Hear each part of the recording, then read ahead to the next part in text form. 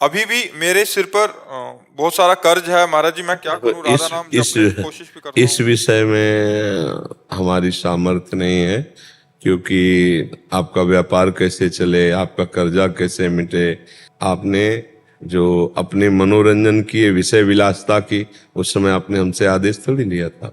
तो जो हम कर्म करते हैं उसे हमें भोगना पड़ता है। अब आज राधा नाम नई फसल तैयार हो रही है।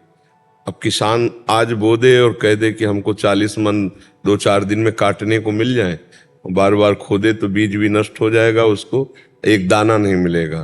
5-6 महीने मेहनत करके वो अपनी फसल को सुरक्षित जब लगता है, तब 40 मन 1 बीघा में काटता है।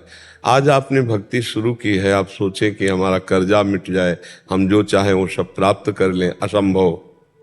क्योंकि जब शरीर निर्माण हुआ था तो हमारे कुछ पाप और कुछ पुण्य दोनों से मिश्रित शरीर बना था, और जब हम इस शरीर में आए तो कुछ पुण्य और कुछ पाप फिर बन गए, शुभ अशुभ बन गए। तो अवश्य में वो भोक्तव्यम कृतम कर्म शुभाशुभम, आपको अपने कर्मों को भोगना पड़ेगा जो आप कर्म करते हैं। अब जो हमारे संचित कर्म हैं हम उनको भस्म कर सकते हैं भजन बढ़ा के, लेकिन प्रारब्ध भोग बड़े बड़े संतों को भोगना पड़ता है, भोगना पड़ता है ना। तो हमारे पास ऐसे उपाय, जैसे ऐसी चर्चाएं कि अमुक कार्य करो आपका कर्जा मिट जाएगा, अमुक कार्य करो आपको नौकरी मिल जाएगी, अमुक कार्य करो आपका मुकदमा जीत जाएगा, या अमुक कार्य करो आपके सब काम, ऐसी हमारे यहाँ चर्चा नहीं होती। हमारे यहाँ चर्चा होती है कि आपको श्यामा श्याम की प्राप्ति कैसे, और श्यामा श्याम की प्राप्ति के मार्ग में चलने मात्र से सारी कामनाएं अपने आप पूर्ण हो जाती हैं। सतमार्ग में जैसे मूल को पकड़ो ना, मूल में जल चढ़ा दो तो डाल में, पत्ते में, पुष्प में, फल में सब जगह पहुंच गया। ऐसे हमारी जो चर्चा होती है वो मूल की होती है, भगवत प्राप्ति की होती है। जीव भगवत प्राप्ति करके परम सुख को प्राप्त करे, इसलिए हमारी चर्चा होती है। अब हमको टुटका टोना और जंतुर ये सब आता नहीं कि आप ये जंतुर बांध लो, कुछ दिनों बाद आपका कर्जा मिट जाएगा, ऐसे तो ऐसा तो हमारे पास कुछ ऐसा जुगाड़ है नहीं। मुझे लगता है कि अगर नाम जप करते रहे तो इस जन्म का कर्जा क्या अनंत जन्मों की बिगड़ी बन जाएगी, विश्वास करके। पर हम ये नहीं कह सकते कि इससे तुम्हारा कर्जा माफ हो जाएगा, और हम ये जरूर कहते हैं कि इस जन्म का क्या, करोड़ों जन्मों का ऋण मुक्त हो जाएगा। देव ऋण, पितृ ऋण, ऋषि ऋण, मातृ ऋण, सबसे यदि हम नाम जप करें और प्रियाजू को पुकारे तो उनकी कृपा से सब कुछ सुलभ हो सकता है। पर अपने को अब आचरण ठीक करने पड़ेंगे, अब आचरण सुधारने पड़ेंगे। पीछे की खेती बहुत खराब है, आगे की फसल हमारी अच्छी है, मिलेगी, पर अभी जो पीछे का बोया हुआ है उसे हमें काटना पड़ेगा। इतना ज्ञान है नहीं आप में, इतना तप है नहीं, भजन है नहीं कि उसे आग लगा दो। ज्ञान के द्वारा सब कर्म संस्कार भस्म कर दिए तो फिर अवश्य में भोक्तव्य, फिर भोगना पड़ेगा। तो धैर्य रखो। कर्जा लेकर के अपनी उन्नति के लिए जो चला जाता है बहुत धोखे का खेल है। कर्जा लेकर अगर व्यापार किया जाए, कर्जा लेकर वासनाओं की पूर्ति की जाए, तो हमें लगता है इसमें मूढ़ता ही है, क्योंकि व्यापार में हानि हो गई तो कर्जा वो हो गया, और ऊपर से हानि का दुख भोगो। तो देहाती भाषा में कहते उतने पैर पसारो जितनी लंबी चादर हो। तो अपनी चादर से ज्यादा पैर क्यों पसार दिए?